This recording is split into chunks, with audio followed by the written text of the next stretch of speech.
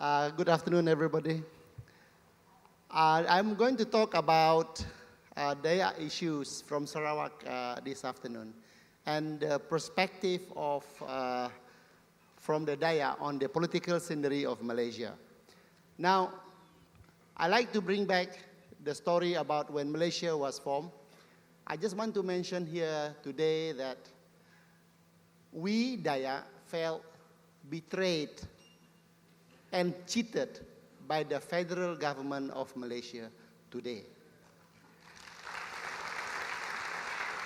If we have known that such treatment were given to us, that we have been taken away so many of our rights and our wealth, we would not have wanted to join Malaysia.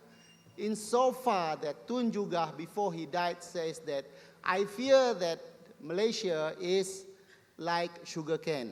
It is very sweet at the lower stem, but as it goes higher and higher, it becomes tasteless. So that is where we are. Now, how many of you have gone to houses that has no clean drinking water in West Malaysia today?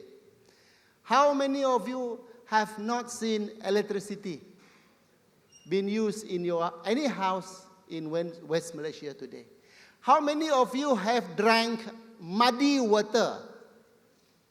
How many of you really actually couldn't even ride a bicycle? You have to walk over mountains and hills because there is no road. 48 years after Malaysia, 49 years after the formation of Malaysia, many of us are still living in the time of James Brooke. You might not understand that. Now, I like to put it that way. Why are we in such a position? Because the federal government, Barisan Nasional, wanted to keep Dayak poor so that Dayak can be bought all the time. That is in their mind. And what I am telling you, they will not be able to buy Dayak all the time. They can give Dayak the money, but they will not get our votes. Now we have land. Dayak are the original people in Borneo, not only in Sarawak. So you find Dayak in Sabah, Dayak in Sarawak, Dayak in Kalimantan. We have no other land, but today we have no land. Our longhouses are built on land that do not belong to us because the government refused to give us land title. So what we have achieved, what the government has given us, they have created squatters for us in our own land. So we are squatters in our own land. Is that an achievement? And you know who got the titles to the land? Big BN cronies, big rich cronies get thousands acres of land for plantation development. They took all the forests. They left us with no animals to eat. They dirtied the river, we don't have any fish. We don't have the money to buy medicine, but they destroy all the herbs in the jungle. And that is what progress is to us, as promised by Barisan Nasional. That is why I said, Dayak really feel betrayed, and we really feel cheated and second class in Malaysia. Now let me touch on to another topic. How many of you are Malay? You said you can put up your hand. How many of you are Chinese? You put up your hand. If I said, how many of you are Indian? You know that you are Indian. You know what is my race? Lain. You know what is lain? I can be a monkey, you know. How is it possible? For 49 years, the Barisan Nasional government could not solve the race of the people of Sarawak and call us lain.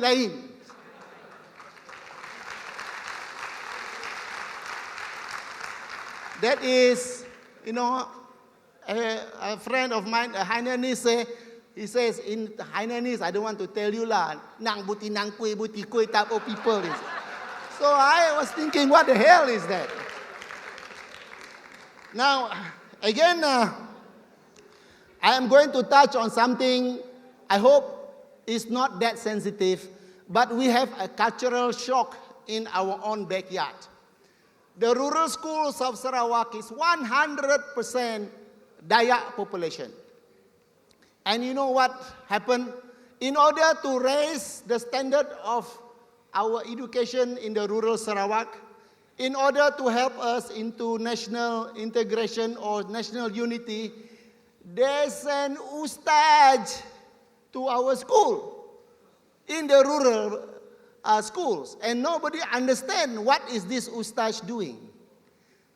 And then they send 6,000, 7,000 West Malaysian teachers going into the rural areas, whereby our life is totally in opposite of what is given to us.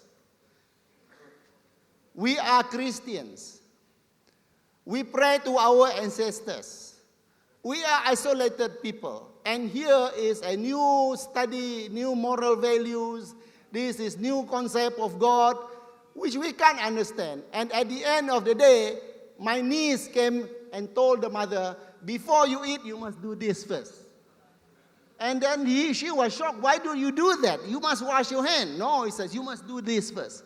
Now, that child is totally confused, and she is not the only one. Now, we all recognize what is our official religion. We must also recognize that we are free to practice the religion of our choice. Why should we go to such an extent that you look at us as a potential people to change because we were made helpless by the government, who explained to us that development means minor rural project. Now, the Sarawak Dayak need to decide on what is her stance for the future. Our stand for the future is quite simply, very simple. We would like to be with the people who recognize us as Malaysian and not inferior to anyone in Malaysia.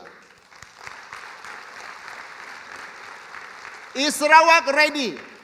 I think if you see the numbers of YB from Sarawak, there are 12 now, 3 from PKR, make it 15, plus 1 independent, that is 16.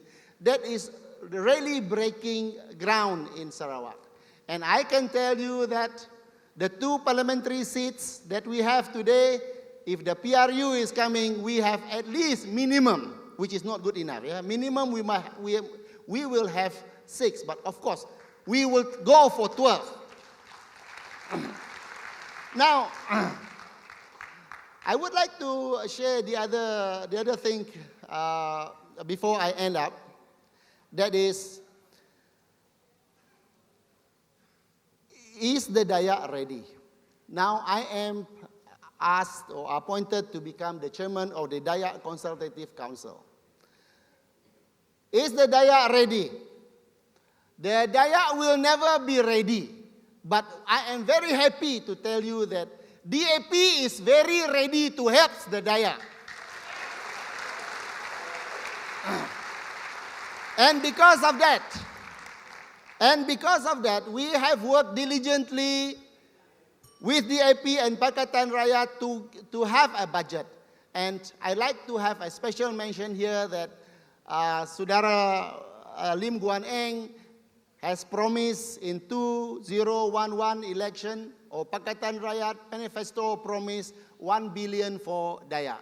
Now, whether that is delivered or not, that depends on whether we will form the government. And we wanted Pakatan Rakyat to form the government in order to deliver that promise to us. So, we can achieve our goal to take Putrajaya. Of course, we could with everybody's hard work. And of course, there is a strong desire for change. Because we desire for a government that is accountable, a government that is strongly principled. And we know that DAP has the pedigree to win against all odds. The harmonious nature of relationship within the DAP would be a big plus to us. It will get us into the motion of being assimilated into DAP in a very nice manner. So I would like to remind DAP, despite all this success, please remain humble. Please remain dedicated to your cause, to our cause, and to serve our people. Then we will one day take Putrajaya in the next election. Thank you.